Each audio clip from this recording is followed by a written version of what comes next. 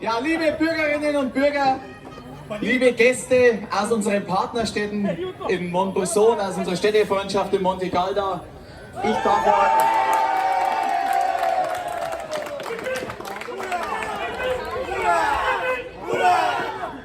darf euch alle ganz herzlich bei zum jetzigen Zeitpunkt traumhaften Wetter zu unserem Altstadtfest willkommen heißen. Ich freue mich riesig,